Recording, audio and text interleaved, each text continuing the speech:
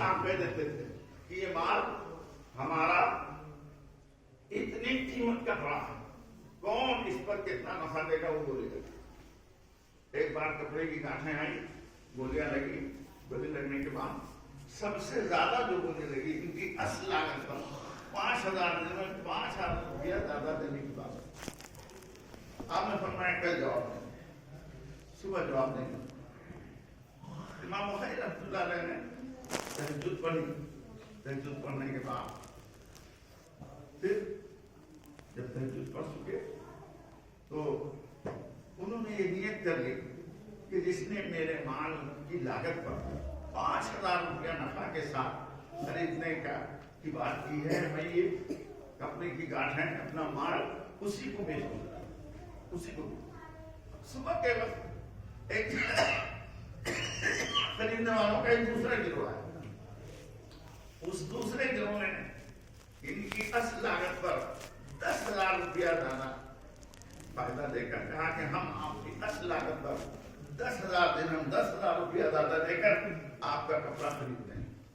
آپ نے فرمایا اگر تم رات میں آ گئے ہوتے تو میں تمہیں کو، اگر تم رات میں میرے پاس آ گئے ہوتے یقیناً میں کپڑا تمہاری ہاتھ بھیجتا، مگر اب میں تم کو نہیں دے سکتا۔ میں نے تہجد کی نماز کے بعد یہ نیت کر لی ہے کہ یہ کپڑا اس کے ہاتھ بھیجوں گا، اسے دوں گا جس نے میری لاگت پر 5,000 روپیہ زیادہ دینے کا کی بولی لگائی۔ اب اگر میں تم کو 10,000 روپیے کی نفع پر یہ دے دوں تو میں اللہ اور اس کے رسول کی بارگاہ میں اپنی نیت میں جھوٹا ہو جاؤں گا، میں اللہ اور رسول کی بارگاہ میں اپنی نیت میں جھوٹا ہو جاؤں گا۔ میں نے نیت کر لی ہے کہ یہ کپڑا اس شخص سے بیچوں گا جو میرے مال کی لاگت پر 5,000 روپئے مجھے نفع دے گا۔ اب اگر میں تم کو 10,000 روپئے کے ساتھ بیچتا ہوں تو میں اپنی نیت میں خدا اور رسول کی بارگاہ میں جھوٹا ہو جاؤں گا، اور اپنی نیت میں جھوٹا ہو جانے کے بعد میرا عمل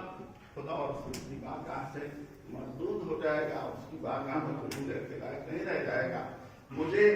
وہی عمل منظور ہے جو اللہ اور اس کے پیارے رسول صلی اللہ علیہ وسلم کی بارگاہ میں مقبول ہو۔ اسی طرح کے ہزار واقعات ہمارے اسلام کے ہیں جنہوں نے